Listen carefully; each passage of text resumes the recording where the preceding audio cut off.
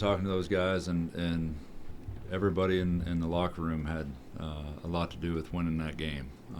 It was a buy-in game in so many ways. We had to take Saturday off and gather ourselves a mandatory day off, and then Sunday, we spent a lot of time in the film room and really got down in the trenches of what we need to fix. And we probably spent an hour in there, and when we came out, they responded. They responded in a really good way. I mean, I told them the approach and the energy and the enthusiasm and the way they transitioned from that loss, that's the type of mindset we're going to have. And we had 2 really good days of preparation. By no means was this a perfect game, but everybody bought into the game plan and figured out a way to win. Questions? Coach, what was the decision to start over tonight? More of an analytics thing.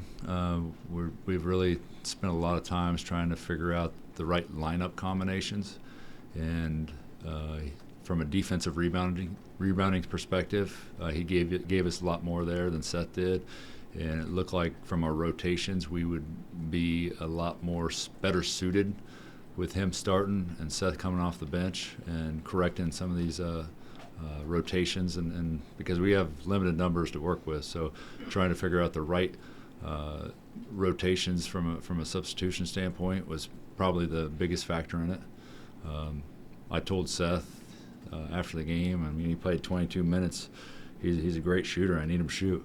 I mean, he didn't even get a field goal attempt up, but we need Seth, and we need Seth to bring that spark off the bench. So, when you go through loss, you try to analyze everything and try to fix things, and that was something I thought one piece I could try to play and see if it worked, and it seems like it did.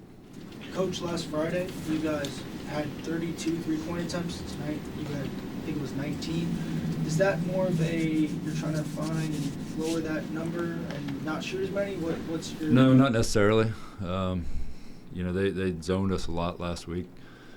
So we were getting a lot of good looks. It just the ball, it wasn't falling, and that's the way it works in the game of basketball sometimes. And I think the biggest difference from tonight compared to the Monmouth game is we saved a lot of legs on the defensive end with the zone, and I felt more comfortable with the zone this week than I did against Xander Rice. So it seemed to keep our legs fresh. So we were downhill and with pace and playing with pace on the offensive end, and everything seemed to be clicking a little better. So, yeah, we were shot at way more efficient, 8 for 19. I'll take that, every day of the week.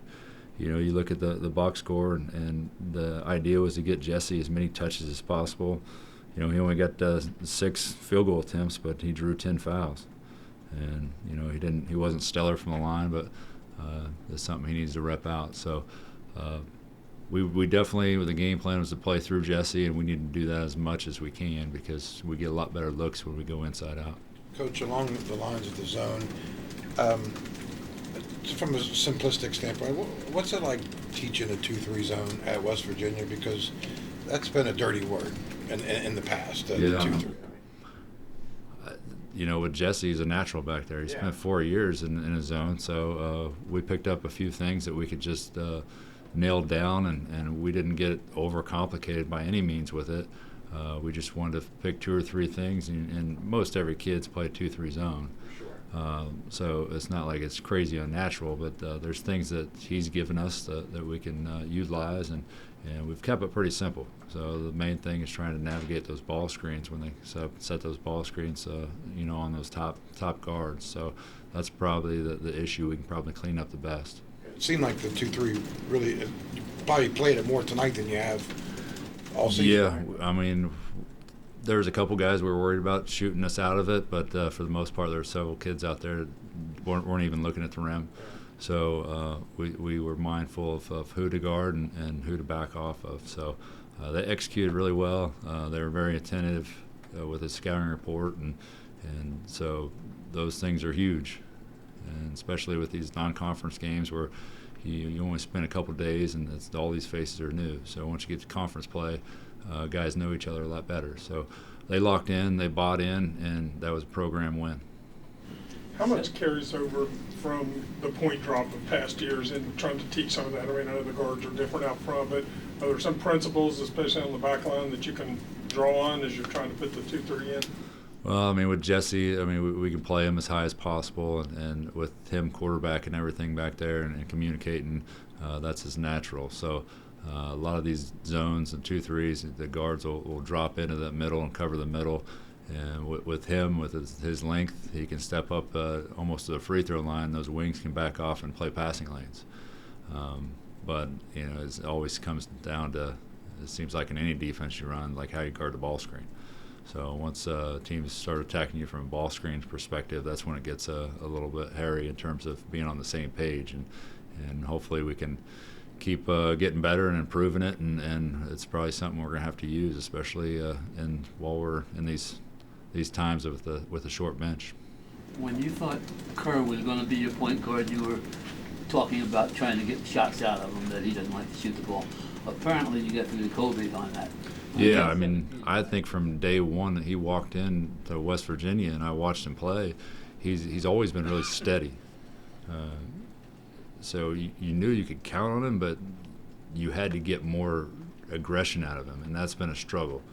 And for Kobe to be more aggressive and get that confidence, it's going to go a long ways for West Virginia men's basketball. When you see the numbers from him, what means more, 19 points or 5 assists with 1 turnover? I like them both. You know, it's 5 and 1's great, and I tell you what, it says he shot 17 field goals, but he got forced into 2 or 3 of those. So he's way more efficient than 7 for 17. He was more like 7 for 14, if the way I look at it. Sumnick had his career high in minutes tonight, and he hit that 3 as the shot clock was going down. What can you speak on in terms of his contributions to the team? I told those guys in the locker room, each one of those, their contributions are as big as any of them. Because if they come in there and I can get some, you know, a little carryover with some minutes, and I can rest Jesse, I can rest Quinn, that's going to be as effective for me as anything. And I'm not asking them; they don't have to score anything. They just got to, you know, be locked into what we're trying to do defensively, offensively, and be into it. And you know, that 3 was great. I mean, that got us going, and that allowed me to, you know, keep him out there. And like I said, I don't need him to score. I just need him to do the right things. And he needs reps, confidence. He just hasn't had a whole lot of chance to get reps, and we're working that in as we go. You mentioned you mentioned confidence. Josiah, what's it do for him to hit some of those shots? I know he struggled against one. No, he was 1 for 11 against Monmouth, and that ain't who Josiah is. He's a heck of a lot better player than that. So 4 for 7, very efficient night for him, and plus 10. You know, he's been rebounding as well as anybody, and he continues to do so. I'm surprised to see he didn't have an offensive rebound, but it wasn't for lack of trying. He even tried to jump over a guy to go get one. So I love his effort, his enthusiasm. He buys into everything we do. He's a joy to coach. And so, you know, we get everybody on that same page, which we're getting there. It's a process. So we're behind the 8 ball and had to play catch up. But the chemistry's coming, and I told those guys, like I told you, you know, in film, I told them, hey, it didn't look like you guys liked each other out there that last game. And, you know, a couple of them came up to me and it's like, we have as close a knit a team as any team I've ever been on. So they're close. We just gotta get that chemistry on the floor. Coach, with Kobe's situation, obviously, Quinn's got 6 games left before he can come back. But did Kobe take a really big step forward, though, in his progress tonight? And obviously, when Kerr comes back, do you have decisions to make there if Kobe continues to play well? No, I mean those are good decisions to have to make. We're getting him great experience. So if anybody's in foul trouble, it's the next guy up, or you know, you can play Kobe off the ball. You can use him to you know, go out and isolate some of those you know, smaller guards. And I look to do that several times. I even look to do it right out of the gate. He's got a big, strong, you know, aggressive body, and you can put him in the post. So, you know, he can have his way with you know, some of those smaller guards. So he gives you things, and that Kerr might not. Kerr's more of a, you know, he's going to get downhill and put the ball where it needs to be, and and Kobe's more of a steady, not try to force too many things and take advantage of his size and strength. And if we get more aggressive with Kobe and get that confidence going, the sky's the limit. You mentioned chemistry. A lot of times tonight there seemed to be a lot of cross-court passing. Is that more what this offense is supposed to look like when guys are finding those passes and making that extra pass? I thought our spacing was better in terms of that, but we just need to, our timing's probably a little off. And you talk about the cross-court passing. I think I have an idea of what you're talking about. We just need to utilize some more of the pressure release, especially when they're up there taking things away and we're activating some of these things from half court. And when Jesse can step in there, and I think we did it one time, step up and catch and go downhill with those guards, that's a great pressure release. What does 6 days off do for this team? I think he's everything right now. Playing 3 games in 9 days with a short bench is, it's hard on those guys. So we'll take tomorrow off and go back at it on Thursday and Friday, travel out on Saturday, and we'll figure out how we, get a game plan together and go to Florida, and we're going out there to, get that trophy. Josh, you mentioned a lot leading up to this game, the worries about rebounding. And I know you weren't playing Kansas tonight or whatever, but what does it say that you had 5 guys with between 5 and 7 rebounds? And I mean, they're obviously going after it. Yeah, we've been preaching it and drilling it as well. So to have that balance is certainly something that I love to see and help me sleep at night. And the idea that you only had the 5 offensive rebounds, only 4 by players, but you only missed 20 shots. Yeah, I would rather have more efficient field goal percentage than offensive rebounds. So our best offense is the ball going in the hole, not rebounding it and putting it in afterwards. So that's not our forte. I know it has been in the past. So I just want to be more of a efficient offensive production is certainly what I prefer. The better shooting tonight, a result of any adjustments, or is it just a matter of them getting? I really think it had a lot to do with our defense.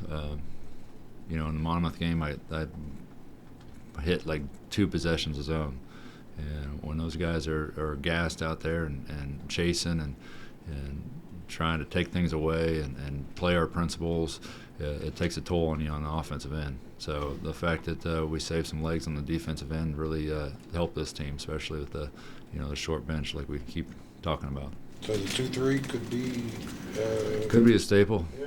We'll see. Nothing's off the table when you're trying to win games. Coach, thank you. Thank you.